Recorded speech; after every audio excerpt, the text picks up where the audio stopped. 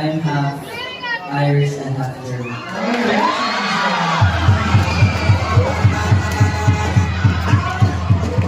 Would you believe that this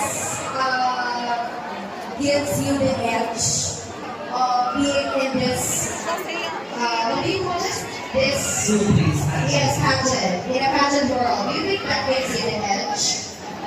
No, I believe that what gives me edge is intelligence.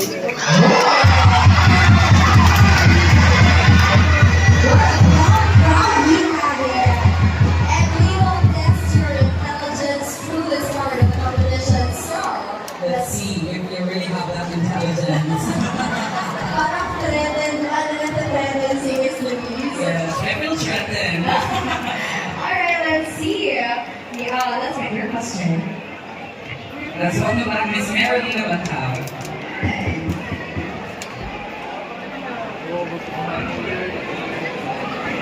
You picked question number 13. Your question is, Summer College has grown from being regarded as a school for those who didn't pass at universities to a center of excellence. With the tagline hashtag Iba na kami, what does this change in reputation mean to you as a student, and how do you embody it? I will repeat. Summer College has grown from being regarded as a school for those who didn't pass at universities to a center of excellence. With the tagline hashtag Iba na kami, what does this change in reputation mean to you as a student, and how do you embody it? You have 1 minute.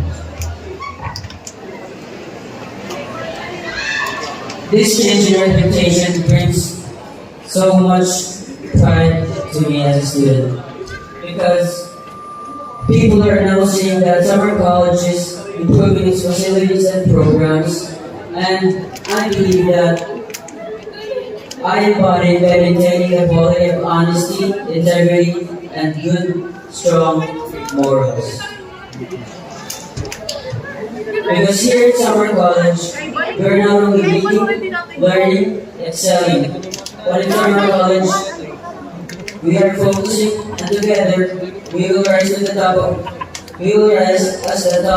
as the leading center of learning in the end of summer. Thank you.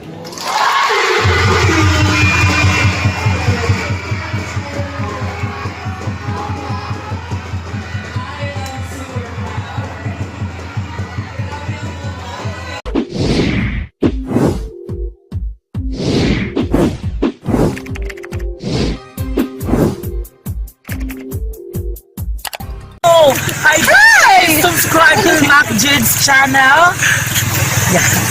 Please subscribe to MacJude's channel. Subscribe to MacJude channel. Subscribe to MacJude's channel. Guys, please subscribe to MacJude channel. Yan, subscribe kayo guys. Nahantay ko na lang. Hello guys! Please subscribe to MacJude's channel. Subscribe! MacJude channel, sana ipapatuloy mo yung mga vlog mo. Kaya more viewers and God bless you.